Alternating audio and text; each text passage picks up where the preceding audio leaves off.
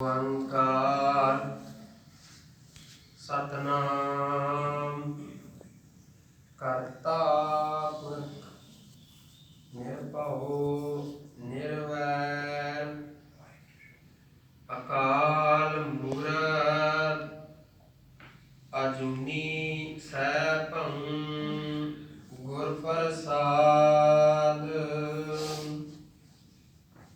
ज्ञान ध्यान किश कर्म ना जाना सार ना जाना तेरी सब ते वड्डा सतगुर नानक जिन कल राखी मेरी।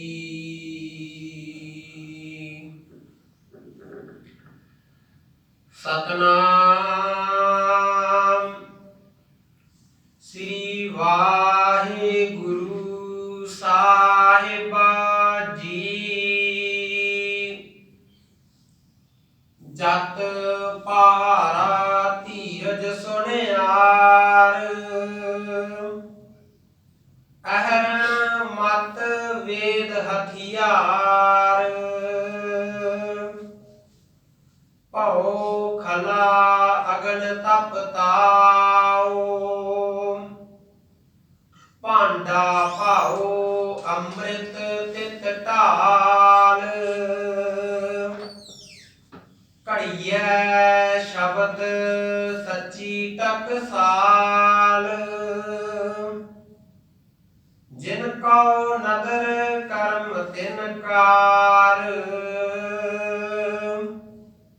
नानक नदरी नदर निहाल।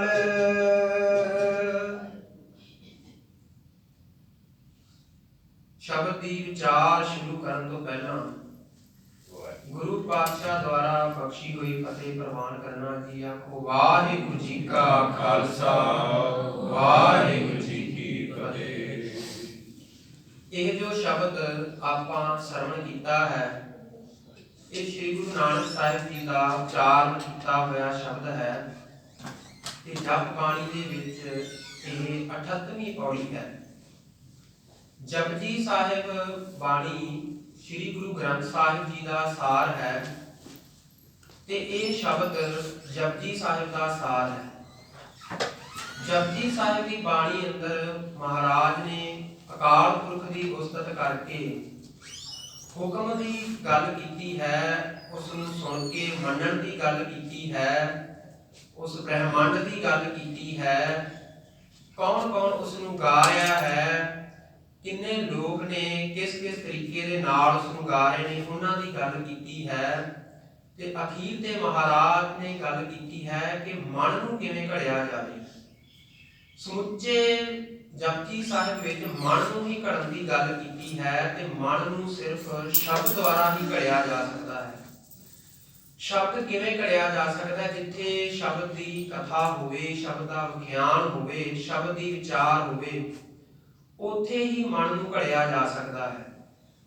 सो इस शब्द विच महाराज ने सानूं ये समझाउणा कीता है कि जदों शब्द नूं घड़ना, मन नूं घड़ना है, मन नूं घड़न वास्ते शब्द नूं घड़ना पवेगा ते उहदे लई की कुछ चाहिदा है, किहड़ा अहरण चाहिदा है, किहड़ा हथियार चाहिदा है ते किहड़ी अगड़ चाहिदी है ते किहड़ा भांडा चाहिदा है। ये सारा कुछ महाराज ने इस शब्द अंदर बयान किया है। गुरु पातशाह प्रमाण करते हैं जत पहारा धीरज सुनियार। जत की है? पंजां विकारां नूं अपने वस विच कर लेना जत है। सही दृष्टि, सही सुनना, सही बोलना, सच नूं ही स्पर्श करना ते सच नूं ही सुंघना, ये जत है। ये नहीं कि अखां दे नाल गलत देखना, पराया रूप देखना, कन्नां दे नाल गलत सुनना ते जुबानों गलत बोलना। मिथ्या ना ही रसना परस मन में प्रीत निरंजन दर्श परतया रूप ना देखा नेत्र।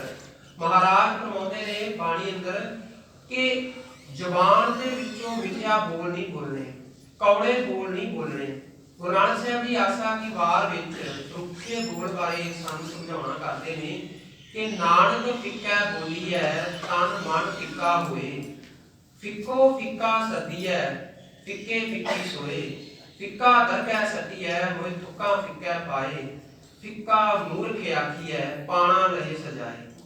ਭਾਵ ਉਹ ਮਨੁੱਖ ਜੋ ਰੁੱਖਾ ਬੋਲਦਾ ਹੈ, ਉਹਦੇ ਰੁੱਖੇ ਬੋਲ ਬੋਲਣ ਨਾਲ ਉਹਦੇ ਮਨ ਤੇ ਤਾਂ ਅਸਰ ਹੁੰਦਾ ਹੀ ਹੈ, ਮਨ ਦੇ ਨਾਲ ਨਾਲ ਉਸਦੇ ਤਨ ਭਾਵ ਸਰੀਰ ਤੇ ਵੀ ਅਸਰ ਹੁੰਦਾ ਹੈ। ਹਰ ਵਕਤ ਜ਼ੁਬਾਨ ਦੇ ਵਿੱਚੋਂ ਰੁੱਖਾ ਬੋਲਣ ਦੇ ਨਾਲ ਨਾਲ ਉਸਦੀ ਜ਼ੁਬਾਨ ਰੁੱਖਾ ਹੀ ਬੋਲਣ ਲੱਗ ਪਈ ਹੈ। ਜਦੋਂ ਉਹ ਗੱਲ ਕਰਦਾ ਹੈ ਤੇ ਉਹ ਰੁੱਖੇ ਬੋਲ ਬੋਲਦਾ ਹੈ। ਤੇ ਮਹਾਰਾਜ ਕਹਿੰਦੇ ਹਨ ਕਿ ਫਿੱਕਾ ਦਰਗਹਿ ਸੱਟੀ ਹੈ। ਤੇ ਫਿਰ ਇਸ ਤਰ੍ਹਾਂ ਜਦੋਂ ਰੁੱਖਾ ਬਣ ਲੈ ਕੇ ਉਸ ਅਕਾਲ ਪੁਰਖ ਫਿਰ ਦਰਗਹਿ ਮਿਲੈ ਸਜਾਏ, ਫਿਰ ਉੱਥੇ ਉਸ ਨੂੰ ਸਜ਼ਾ ਮਿਲਦੀ ਹੈ। ਸੋ ਇਸੇ ਤਰ੍ਹਾਂ ਮਹਾਰਾਜ ਸਾਨੂੰ ਸਮਝਾਉਣਾ ਕਰਦੇ ਨੇ ਕਿ ਅੱਖਾਂ ਦੇ ਨਾਲ ਪਾਤਰਿਆ ਰੂਪ ਨਾ ਵੇਖੈ ਨੇਤਰ, ਕਿ ਪਰਾਏ ਤਨ ਨੂੰ ਨਹੀਂ ਤੱਕਣਾ। ਆਨੰਦ ਸਾਹਿਬ ਦੀ ਬਾਣੀ ਅੰਦਰ ਮਹਾਰਾਜ ਇਹਨਾਂ ਇੰਦਰੀਆਂ ਬਾਰੇ ਜ਼ਿਕਰ ਕਰਦੇ ਨੇ ਕਿ ਇਹ ਨੇਤਰੋ ਮੇਰਿਓ ਹਰ ਤੁਮ ਮੈਂ ਜੋਤ ਧਰੀ, ਹਰ ਬਿਨ ਅਵਰ ਨਾ ਦੇਖੋ ਕੋਈ, ਹਰ ਬਿਨ ਅਵਰ ਨਾ ਦੇਖੋ ਕੋਈ, ਨਦਰੀ ਹਰ ਨਿਹਾਲਿਆ ਇਹ ਵਿਸ ਸੰਸਾਰ ਤੁਮ ਦੇਖਦੇ, ਇਹ ਹਰ ਕਾ ਰੂਪ ਹੈ ਹਰ ਰੂਪ ਨਦਰੀ ਆਇਆ। ਮਹਾਰਾਜ ਸਮਝਾ ਰਹੇ ਹਨ ਕਿ ਇਹ ਅੱਖਾਂ ਸਰੀਰ ਨੂੰ ਲਾਈਆਂ ਹਨ, ਅਕਾਲ ਪੁਰਖ ਸਾਰੀ ਸ੍ਰਿਸ਼ਟੀ ਦੇ ਵਿੱਚ ਸਮਾਇਆ ਹੋਇਆ ਹੈ। ਘਟ ਘਟ ਕੇ ਅੰਦਰ ਕੀ ਜਾਣਤ, ਭਲੇ ਹੋਏ ਕੀ ਪੀਰ ਪਛਾਣਤ, ਕਣ ਕਣ ਦੇ ਵਿੱਚ ਉਹ ਵਸਿਆ ਹੋਇਆ ਹੈ। ਤੂੰ ਇਹਨਾਂ ਅੱਖਾਂ ਦੇ ਨਾਲ ਉਸ ਪਰਮਾਤਮਾ ਦੀ ਜੋਤ ਨੂੰ ਦੇਖਣਾ ਹੈ। ਇਹ ਹਰ ਕਾ ਰੂਪ ਹੈ, ਹਰ ਰੂਪ ਨਦਰੀ ਆਇਆ। ਚੰਗਾ ਦੇਖਣਾ ਹੈ, ਚੰਗਾ ਸੁਣਨਾ ਹੈ। ਕੰਨਾਂ ਬਾਰੇ ਵੀ ਮਹਾਰਾਜ ਨੇ ਫਰਮਾਇਆ ਹੈ, ਇਹ ਸਰਵਣ ਮੇਰਿਓ ਸਾਚੈ ਸੁਣਨਾ ਨੋ ਬਿਠਾਏ, ਸਰੀਰ ਲਾਏ ਸੁਣੋ ਸਤ ਬਾਣੀ। ਨਿੰਦਿਆ ਚੁਗਲੀ ਨਹੀਂ ਸੁਣਨੀ। ਮਹਾਰਾਜ ਨੇ ਕਿਹਾ ਕਿ ਇਹ ਸਰੀਰ ਨਾਲ ਲਾਏ ਨੇ ਕਿ ਸੱਚ ਸੁਣਨਾ ਹੈ। ਸੋ ਜਦ ਦੇ ਲਈ ਮਹਾਰਾਜ ਕਹਿ ਰਹੇ ਹਨ ਕਿ ਪੰਜਾਂ ਵਿਕਾਰਾਂ ਨੂੰ ਕਾਬੂ ਵਿੱਚ ਰੱਖਣਾ ਇਹ ਜਪ ਹੈ। ਤੇ ਇਹਨਾਂ ਵਿਕਾਰਾਂ ਨੂੰ ਕਾਬੂ ਵਿੱਚ ਰੱਖਣ ਲਈ ਗ੍ਰਸਥ ਦਾ ਮਾਰਗ ਤਿਆਗ ਨਹੀਂ ਕਰਨਾ, ਗ੍ਰਸਥੀ ਨੂੰ ਤਿਆਗਣਾ ਨਹੀਂ। ਇਹ ਨਹੀਂ ਕਿ ਜਤੀ ਬਣਨ ਲਈ ਪਹਾੜਾਂ ਤੇ ਚਲੇ ਜਾਣਾ, ਤਿਆਗੀ ਬਣ ਜਾਣਾ। ਮਹਾਰਾਜ ਕਹਿੰਦੇ ਨਹੀਂ। ਜਿਹੜੇ ਲੋਕ ਅਸਲੀ ਗ੍ਰਸਥੀ ਕੌਣ ਹੈ? ਜੋ ਸੱਚ ਦੀ ਕਿਰਤ ਕਰਦਾ ਹੈ, ਰੋਜ਼ਾਨਾ ਕਿਰਤ ਵਿਹਾਰ, ਕਿਸੇ ਨਾਲ ਧੋਖਾ ਪ੍ਰੇਮ ਨਹੀਂ ਕਰਦਾ, ਉਸ ਕੋਲ ਇਸਤਰੀ ਵੀ ਹੈ, ਉਸ ਕੋਲ ਬੱਚੇ ਵੀ ਹਨ, ਉਸ ਦਾ ਪਰਿਵਾਰ ਹੈ, ਉਸ ਨੂੰ ਭ੍ਰਸ਼ਟ ਨਹੀਂ ਕੀਤਾ ਜਾ ਸਕਦਾ। ਉਸ ਨੂੰ ਕੋਈ ਨਾਰੀ ਦਿਖਾ ਕੇ ਭ੍ਰਸ਼ਟ ਨਹੀਂ ਕਰ ਸਕਦਾ। ਉਸ ਕੋਲ ਨਾਰੀ ਹੈ, ਉਸ ਨੂੰ ਧਨ ਦਿਖਾ ਕੇ ਨਹੀਂ ਭ੍ਰਸ਼ਟ ਕਰ ਸਕਦਾ, ਕਿਉਂਕਿ ਉਸ ਕੋਲ ਧਨ ਵੀ ਹੈ, ਉਹ ਕਿਰਤੀ ਹੈ। ਪਰ ਜੋ ਤਿਆਗੀ ਹੈ, ਜੋ ਜਤੀ ਬਣਨ ਦੀ ਕੋਸ਼ਿਸ਼ ਕਰ ਰਿਹਾ ਹੈ, ਉਸ ਨੂੰ ਭ੍ਰਸ਼ਟ ਕੀਤਾ ਜਾ ਸਕਦਾ ਹੈ ਉਸ ਵਸਤੂ ਦੁਆਰਾ ਜਿਸ ਦੀ ਲਾਲਸਾ ਕਰਕੇ ਉਹ ਤਿਆਗੀ ਬਣਿਆ ਹੋਇਆ ਹੈ। ਤੇ ਬਹੁਤ ਸਾਰੇ ਮਨੁੱਖ ਭ੍ਰਸ਼ਟ ਹੁੰਦੇ ਆਏ ਹਨ, ਹੁਣ ਵੀ ਹੋ ਰਹੇ ਨੇ ਤੇ ਅੱਗੇ ਵੀ ਹੁੰਦੇ ਰਹਿਣਗੇ, ਕਿਉਂਕਿ ਉਹ ਗੁਰੂ ਨਾਨਕ ਦੇ ਮਾਰਗ ਤੋਂ ਪਾਸੇ ਹੋ ਗਏ ਹਨ। ਉਹ ਅਕਾਲ ਪੁਰਖ ਦੀ ਬਣਾਈ ਹੋਈ ਕੁਦਰਤ ਦੇ ਨਿਯਮ ਤੋਂ ਪਾਸੇ ਹੋ ਗਏ ਹਨ। ਇਸ ਕਰਕੇ ਮਹਾਰਾਜ ਕਹਿੰਦੇ ਹਨ ਕਿ ਜਤੀ ਬਣਨਾ ਹੈ, ਗ੍ਰਸਥੀ ਜੀਵਨ ਨੂੰ ਧਾਰਨ ਕਰਕੇ ਹੀ ਜਤੀ ਬਣਿਆ ਜਾ ਸਕਦਾ ਹੈ। ਜਤ ਪਹਾਰਾ ਧੀਰਜ ਸੁਨਿਆਰ। ਪਹਾਰਾ ਕੀ ਹੈ? ਉਹ ਦੁਕਾਨ ਕਿਹੜੀ ਹੈ? ਧੀਰਜ ਸੁਨਿਆਰ। ਮਹਾਰਾਜ ਕਹਿੰਦੇ ਹਨ ਕਿ ਉਹ ਦੁਕਾਨ ਜਿੱਥੇ ਸੋਨੇ ਦੇ ਗਹਿਣੇ ਪਏ ਹੁੰਦੇ ਹਨ, ਘੜ ਕੇ ਰੱਖੇ ਗਏ ਹੁੰਦੇ ਹਨ। ਧੀਰਜ ਕੀ ਹੈ? ਸਹਿਜ ਹੈ। ਇਤਨੀ ਤੇਜ਼ੀ ਦੇ ਵਿੱਚ ਅਸੀਂ ਨਾ ਤੁਰ ਪਈਏ। ਕਈ ਵਾਰ ਕੀ ਹੁੰਦਾ ਹੈ ਕਿ ਅਸੀਂ ਕਿਸੇ ਖਾਸ ਕੰਮ ਤੇ ਜਾਣਾ ਹੁੰਦਾ ਹੈ, ਪਰ ਅਸੀਂ ਉਹ ਵਸਤੂ ਭੁੱਲ ਜਾਂਦੇ ਹਾਂ ਜਿਹੜੀ ਜਿਸ ਦੀ ਉੱਥੇ ਲੋੜ ਹੁੰਦੀ ਹੈ। ਸੋ ਧੀਰਜ ਦੀ ਬਹੁਤ ਲੋੜ ਹੈ। ਜਿਤਨੇ ਵੀ ਧਰਮ ਗ੍ਰੰਥ ਹਨ, ਸਭ ਨੇ ਧੀਰਜ ਨੂੰ ਉੱਤਮ ਦੱਸਿਆ ਹੈ। ਇਸ ਨੂੰ ਸਪਸ਼ਟ ਕਰਨ ਲਈ ਇੱਕ ਉਦਾਹਰਨ ਸਹਿਤ ਸਮਝਦੇ ਹਾਂ। ਇੱਕ ਵਿਅਕਤੀ ਨੇ ਨਵੀਂ ਕਾਰ ਖਰੀਦੀ ਤੇ ਉਹ ਬੜੀ ਤੇਜ਼ੀ ਦੇ ਨਾਲ ਜਾ ਰਿਹਾ ਸੀ ਤੇ ਅਚਾਨਕ ਇੱਕ ਵੱਟਾ ਉਸਦੀ ਕਾਰ ਨੂੰ ਆ ਵੱਜਿਆ। ਜਦੋਂ ਉਹ ਉਤਰਿਆ ਤੇ ਉਸਨੇ ਦੇਖਿਆ ਕਿ ਇੱਕ ਬੱਚੇ ਨੇ ਕਾਰ ਨੂੰ ਵੱਟਾ ਮਾਰਿਆ ਤੇ ਉਸ ਨੂੰ ਪੁੱਛਦਾ ਹੈ ਕਿ ਤੈਨੂੰ ਪਤਾ ਨਹੀਂ ਲੱਗਦਾ ਕਿ ਮੈਂ ਨਵੀਂ ਕਾਰ ਖਰੀਦੀ ਹੈ ਤੇ ਤੂੰ ਵੱਟਾ ਮਾਰ ਕੇ ਮੇਰੀ ਕਾਰ ਦੀ ਬਾਰੀ ਤੇ ਚਿੱਬ ਪਾ ਦਿੱਤਾ ਹੈ। ਤੇ ਉਹਨੇ ਰੋਂਦੇ ਹੋਏ ਨੇ ਕਹਿਣ ਲੱਗਾ, ਸਾਹਿਬ ਮੇਰੀ ਭੈਣ ਅਪਾਹਿਜ ਹੈ ਤੇ ਪਹੀਆ ਕੁਰਸੀ ਤੋਂ ਹੇਠਾਂ ਡਿੱਗ ਪਈ ਹੈ। ਮੈਂ ਬੜਾ ਲੋਕਾਂ ਨੂੰ ਰੋਕਣ ਦੀ ਕੋਸ਼ਿਸ਼ ਕੀਤੀ, ਪਰ ਕਿਸੇ ਨੇ ਮੇਰੀ ਕੋਈ ਗੱਲ ਨਾ ਸੁਣੀ। ਮੇਰੇ ਕੋਲ ਇਹੀ ਇੱਕ ਤਰੀਕਾ ਸੀ ਕਿ ਮੈਂ ਵੱਟਾ ਮਾਰਾਂ, ਕਿਸੇ ਦੇ ਵੱਜੇ ਤੇ ਆ ਕੇ ਮੇਰੀ ਗੱਲ ਸੁਣੇ। ਤੇ ਉਸ ਕਾਰ ਦੇ ਮਾਲਕ ਅੰਦਰ ਦਇਆ ਜਾਗੀ ਤੇ ਉਸ ਨੂੰ ਕੁਰਸੀ ਤੇ ਬਿਠਾਇਆ, ਕੁਝ ਪੈਸੇ ਦਿੱਤੇ ਤੇ ਉਹ ਚਲਾ ਗਿਆ। ਉਸਨੇ ਸਦਾ ਲਈ ਉਹ ਕਾਰ ਦਾ ਚਿੱਬ ਠੀਕ ਨਹੀਂ ਕਰਵਾਇਆ, ਕਿਉਂਕਿ ਉਹ ਉਹਨੂੰ ਹਮੇਸ਼ਾ ਯਾਦ ਦਿਵਾਉਂਦਾ ਰਹਿੰਦਾ ਸੀ ਕਿ ਜ਼ਿੰਦਗੀ ਦੇ ਵਿੱਚ ਕਦੇ ਵੀ ਇਤਨੀ ਤੇਜ਼ ਨਾ ਦੌੜੋ ਕਿ ਲੋਕਾਂ ਨੂੰ ਤੁਹਾਡਾ ਧਿਆਨ ਖਿੱਚਣ ਵਾਸਤੇ ਵੱਟੇ ਮਾਰਨੇ ਪੈਣ। ਸੋ ਮਹਾਰਾਜ ਕਹਿੰਦੇ ਹਨ ਕਿ ਜਤ ਪਹਾਰਾ ਧੀਰਜ ਸੁਨਿਆਰ, ਇਸ ਧੀਰਜ ਨੂੰ ਤੂੰ ਸੁਨਿਆਰ ਬਣਾ। ਅਹਰਣ ਮਤ ਵੇਦ ਹਥਿਆਰ। ਮਹਾਰਾਜ ਕਹਿੰਦੇ ਅਹਰਣ ਕੀ ਹੈ? ਜਦੋਂ ਸੁਨਿਆਰਾ ਕੋਈ ਗਹਿਣਾ ਬਣਾਉਂਦਾ ਹੈ, ਜਿਸ ਵਸਤੂ ਦੇ ਉੱਤੇ ਰੱਖ ਕੇ ਉਹ ਗਹਿਣੇ ਨੂੰ ਰੱਖ ਕੇ ਢਾਲਦਾ ਹੈ, ਉਸ ਨੂੰ ਗਰਮ ਕਰਦਾ ਹੈ ਤੇ ਹਥਿਆਰ ਦੇ ਨਾਲ ਭਾਵ ਹਥੌੜੇ ਦੇ ਨਾਲ ਸੱਟ ਮਾਰਦਾ ਹੈ। ਮਹਾਰਾਜ ਕਹਿੰਦੇ ਹਨ ਕਿ ਆਪਣੀ ਮਤ ਨੂੰ ਤੂੰ ਅਹਰਣ ਬਣਾ। ਵੇਦ ਤੋਂ ਭਾਵ ਗਿਆਨ। ਗਿਆਨ ਕੀ ਹੈ? ਗੁਰ ਬਿਨ ਗਿਆਨ ਨਾ ਹੋਏ। ਗੁਰੂ ਤੋਂ ਬਿਨਾ ਗਿਆਨ ਨਹੀਂ ਹੋ ਸਕਦਾ। ਤੇ ਗੁਰੂ ਕੌਣ ਹੈ? ਸ਼ਬਦ ਹੈ। ਸ਼ਬਦ ਗੁਰੂ ਸੁਰਤ ਧੁਨ ਚੇਲਾ। ਤੇ ਮਹਾਰਾਜ ਕਹਿੰਦੇ ਹਨ ਕਿ ਸ਼ਬਦ ਦਾ ਗਿਆਨ ਕੱਲੇ ਦੇਖਣ ਦੇ ਨਾਲ ਨਹੀਂ, ਡਿਠੈ ਮੁਕਤ ਨਾ ਹੋਵਈ ਜਿਚਰ ਸ਼ਬਦ ਨਾ ਕਰੇ ਵਿਚਾਰ। ਇਹ ਗਿਆਨ, ਇਸ ਗਿਆਨ ਦੇ ਨਾਲ ਤੂੰ ਆਪਣੀ ਮਤ ਦੇ ਅਹਰਣ ਦੇ ਉੱਤੇ ਤੂੰ ਸੱਟ ਮਾਰ। ਜਦੋਂ ਤੂੰ ਸੱਟ ਮਾਰੇਗਾ, ਅੱਗੇ ਮਹਾਰਾਜ ਫਰਮਾ ਰਹੇ ਹਨ, ਭਉ ਖਲਾ ਅਗਨ ਤਪ ਤਾਉ। ਭਉ ਕੀ ਹੈ? ਡਰ। ਉਸ ਅਕਾਲ ਪੁਰਖ ਦਾ ਡਰ। ਅੱਜ ਦੇ ਸਮੇਂ ਵਿੱਚ ਅਸੀਂ ਉਸ ਅਕਾਲ ਪੁਰਖ ਨੂੰ ਵਿਸਾਰ ਬੈਠੇ ਹਾਂ, ਤਾਂ ਹੀ ਇਤਨੇ ਹਥਿਆਰ, ਇਤਨੀ ਚੋਰੀ ਫਰੇਬ, ਵਕਾਲਤ ਕਰਨ ਵਾਸਤੇ ਵਕੀਲ ਤੇ ਨਿਆਂ ਕਰਨ ਵਾਸਤੇ ਅਸੀਂ ਜੱਜ ਬਿਠਾਏ ਹੋਏ ਨੇ। ਮਹਾਰਾਜ ਕਹਿੰਦੇ ਹਨ ਕਿ ਜਦੋਂ ਮਨੁੱਖ ਉਸ ਅਕਾਲ ਪੁਰਖ ਨੂੰ ਭੁੱਲ ਜਾਂਦਾ ਹੈ ਤੇ ਫਿਰ ਉਹ ਦੁਨੀਆ ਦਾ ਡਰ ਹੀ ਰੱਖਦਾ ਹੈ। ਜਿੰਨਾ ਚਿਰ ਅਸੀਂ ਉਸ ਅਕਾਲ ਪੁਰਖ ਦਾ ਡਰ ਨਹੀਂ ਰੱਖਾਂਗੇ, ਅਸੀਂ ਇਸ ਸੰਸਾਰ ਦੇ ਵਿੱਚ ਜਗੜੇ ਰਹਾਂਗੇ। ਸੋ ਇਹ ਮਨੁੱਖ, ਤੂੰ ਉਸ ਅਕਾਲ ਪੁਰਖ ਨੂੰ ਰਾਜਾ ਸਮਝ ਤੇ ਧਰਮ ਰਾਏ ਨੂੰ ਉਸ ਨਿਆਂ ਕਰਨ ਵਾਲਾ ਵਕੀਲ ਸਮਝ। ਧਰਮ ਰਾਏ ਨੂੰ ਹੁਕਮ ਹੈ ਵੈ ਸੱਚਾ ਧਰਮ ਵਿਚਾਰ। ਮਹਾਰਾਜ ਕਹਿੰਦੇ ਹਨ ਕਿ ਉਹ ਅਕਾਲ ਪੁਰਖ ਹੀ ਉਹ ਜੱਜ ਹੈ, ਉਸ ਨੂੰ ਹੀ ਤੂੰ ਰਾਜਾ ਸਮਝੋ, ਤੇਰਾ ਨਿਆਂ ਕਰ ਰਿਹਾ ਹੈ। ਕੋ ਹਰ ਸਮਾਨ ਨਹੀਂ ਰਾਜਾ। ਭਉ ਖਲਾ ਅਗਨ ਤਪ ਤਾਉ। ਕਿ ਤੂੰ ਅਕਾਲ ਪੁਰਖ ਦਾ ਭੈ ਰੱਖ।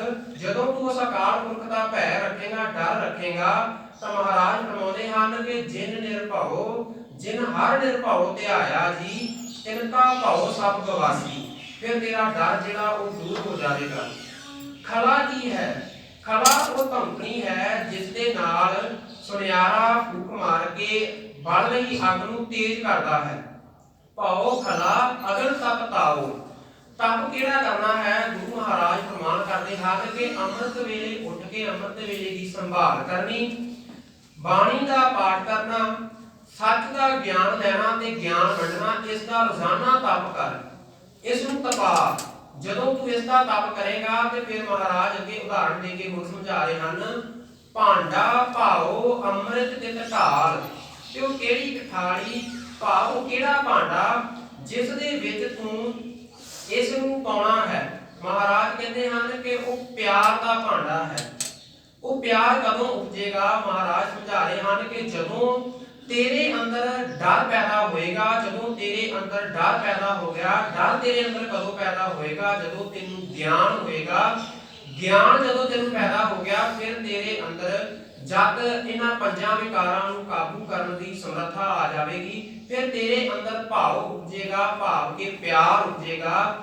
ਤੇ ਫਿਰ ਜਦੋਂ ਤੂੰ ਪਿਆਰ ਰੂਪੀ ਭਾਂਡੇ ਦੇ ਵਿੱਚ ਅੰਮ੍ਰਿਤ ਤਿਤ ਢਾਲ, ਅੰਮ੍ਰਿਤ ਤੋਂ ਭਾਵ ਉਸ ਨਾਮ ਰੂਪੀ ਅੰਮ੍ਰਿਤ ਨੂੰ ਇਸ ਭਾਂਡੇ ਦੇ ਵਿੱਚ ਪਾਏਗਾ। ਹਰਿ ਕਾ ਨਾਮ ਅੰਮ੍ਰਿਤ ਜਲ ਨਿਰਮਲ, ਇਹੋ ਔਖਦ ਜਗ ਸਾਰਾ। ਗੁਰ ਪ੍ਰਸਾਦ ਕਹਿ ਜਨ ਭੀਖਣ ਪਾਵੋ ਮੁਖ ਦੁਆਰਾ। ਭਗਤ ਭੀਖਣ ਜੀ ਪ੍ਰਮਾਣ ਕਰਦੇ ਹਨ ਕਿ ਇਸ ਨਾਮ ਰੂਪੀ ਅੰਮ੍ਰਿਤ ਨੂੰ ਜਦੋਂ ਤੂੰ ਭਾਂਡੇ ਦੇ ਵਿੱਚ ਪਾਏਗਾ, ਢਾਲੇਗਾ, ਤੇ ਫਿਰ ਤੇਰੇ ਅੰਦਰ ਪਿਆਰ ਪੈਦਾ ਹੋਏਗਾ। ਤੇ ਜਦੋਂ ਪਿਆਰ ਪੈਦਾ ਹੋਇਆ ਤੇ ਕਿਹਾ ਜਾਂਦਾ ਕਿ ਪਿਆਰ ਵਾਲਾ ਮਨੁੱਖ ਪਰਮਾਤਮਾ ਦੇ ਬਹੁਤ ਜ਼ਿਆਦਾ ਕਰੀਬ ਹੋ ਜਾਂਦਾ ਏ, ਬਹੁਤ ਜ਼ਿਆਦਾ ਨੇੜੇ ਹੋ ਜਾਂਦਾ ਏ। ਘੜੀਐ ਸ਼ਬਦ ਸੱਚੀ ਟਕਸਾਲ। ਤੇ ਉਸ ਟਕਸਾਲ, ਉਹ ਸੱਚੀ ਟਕਸਾਲ ਜਿਹੜੀ ਹੈ ਜਿਹਦੇ ਵਿੱਚ ਕੀ ਕੁਝ ਮੌਜੂਦ ਹੈ? ਜਤ ਮੌਜੂਦ ਹੈ, ਅਹਰਣ ਵੀ ਮੌਜੂਦ ਹੈ, ਗਿਆਨ ਮੌਜੂਦ ਹੈ, ਤੇ ਉਹ ਡਰ ਵੀ ਮੌਜੂਦ ਹੈ। ਭਾਂਡਾ ਭਾਉ ਅੰਮ੍ਰਿਤ ਤਿਤ ਢਾਲ। ਵੀ ਇਹਨਾਂ ਨੂੰ ਤੂੰ ਜਦੋਂ ਢਾਲੇਗਾ ਨਾਮ ਰੂਪੀ ਅੰਮ੍ਰਿਤ ਦੇ ਨਾਲ, ਇਸ ਘੜੀ ਸ਼ਬਦ, ਇਸ ਸੱਚੀ ਟਕਸਾਲ ਦੇ ਵਿੱਚ ਜਦੋਂ ਤੂੰ ਇਹਨੂੰ ਘੜਿਆ, ਇਸ ਸ਼ਬਦ ਨੂੰ ਘੜਿਆ, ਫਿਰ ਤੇਰੇ ਤੇ ਉਸ ਅਕਾਲ ਪੁਰਖ ਦੀ ਨਜ਼ਰ ਹੋ ਜਾਵੇਗੀ। ਫਿਰ ਮਹਾਰਾਜ ਸਮਝਾ ਰਹੇ ਹਨ, ਜਿਨ ਕੋ ਨਦਰ ਕਰਮ ਤਿਨ ਕਾਰ, ਜਿਨ੍ਹਾਂ ਦੇ ਉੱਤੇ ਉਸ ਅਕਾਲ ਪੁਰਖ ਦੀ ਨਜ਼ਰ ਹੋਵੇਗੀ। ਜਦੋਂ ਇਸ ਸੁਨਿਆਰੇ ਦੀ ਉਦਾਹਰਣ ਦੇ ਕੇ ਮਹਾਰਾਜ ਨੇ ਸਮਝਾਇਆ ਕਿ ਜਦੋਂ ਤੇਰੇ ਸਰੀਰ ਦੇ ਅੰਦਰ ਇਸ ਤਰ੍ਹਾਂ ਦੇ ਜਿਹੜੇ ਪਏ ਹੋਣਗੇ, ਸਮਾਨ ਪਿਆ ਹੋਵੇਗਾ, ਤੇ ਫਿਰ ਤੇਰੇ ਅੰਦਰ ਉਸ ਅਕਾਲ ਪੁਰਖ ਦੀ ਨਜ਼ਰ ਹੋ ਜਾਵੇਗੀ, ਤੇ ਫਿਰ ਕੀ ਹੋਵੇਗਾ? ਨਾਨਕ ਨਦਰੀ ਨਦਰ ਨਿਹਾਲ। ਤੇ ਫਿਰ ਗੁਰੂ ਮਹਾਰਾਜ ਕਹਿੰਦੇ ਹਨ ਕਿ ਉਹ ਉਸ ਪਰਮਾਤਮਾ ਦੀ ਦਰਗਾਹ ਦੇ ਵਿੱਚ ਨਦਰੀ ਨਦਰ ਨਿਹਾਲ ਹੋ ਜਾਂਦੇ ਹਨ, ਉਹ ਭੁੱਲੇ ਜਾਂਦੇ ਹਨ। ਸੋ ਇਸ ਸ਼ਬਦ ਦੇ ਵਿੱਚ ਮਹਾਰਾਜ ਨੇ ਸਾਨੂੰ ਇਹੀ ਸਮਝਾਉਣਾ ਕੀਤਾ ਹੈ ਕਿ ਅਸੀਂ ਕਿਸ ਤਰੀਕੇ ਦੇ ਨਾਲ ਆਪਣੇ ਮਨ ਨੂੰ ਘੜਨਾ ਹੈ। ਮਨ ਨੂੰ ਸ਼ਬਦ ਦੁਆਰਾ ਘੜਿਆ ਜਾ ਸਕਦਾ ਹੈ। ਸ਼ਬਦ ਕਿੱਥੇ ਹੈ? ਸ਼ਬਦ ਸਤ ਸੰਗਤ ਵਿੱਚ ਹੈ। ਸਤ ਸੰਗਤ ਵਿੱਚ ਸ਼ਬਦ ਦੀ ਵਿਚਾਰ ਹੁੰਦੀ ਹੈ। ਜਿੱਥੇ ਸ਼ਬਦ ਦੀ ਵਿਚਾਰ ਹੋਵੇ ਉੱਥੇ ਹੀ ਮਨ ਨੂੰ ਘੜਿਆ ਜਾ ਸਕਦਾ ਹੈ। ਸੋ ਇਸ ਸ਼ਬਦ ਦੇ ਅੰਦਰ ਮਹਾਰਾਜ ਨੇ ਸਾਨੂੰ ਸਮਝਾਇਆ ਹੈ ਕਿ ਇਹ ਸ਼ਬਦ ਜਪਜੀ ਸਾਹਿਬ ਦੀ ਸਾਰੀ ਬਾਣੀ ਦਾ ਸਾਰ ਹੈ। ਸੋ ਸ਼ਬਦ ਦੀ ਵਿਚਾਰ ਕਰਦਿਆਂ ਹੋਈਆਂ ਅਨੇਕ ਪ੍ਰਕਾਰ ਦੀਆਂ ਭੁੱਲਾਂ ਬਖਸ਼ ਲੈਣਾ ਜੀ। ਫਤਿਹ ਦੀ ਸਾਂਝ ਪਾਈਏ ਜੀ। ਆਖੋ ਵਾਹਿਗੁਰੂ ਜੀ ਕਾ ਖਾਲਸਾ, ਵਾਹਿਗੁਰੂ ਜੀ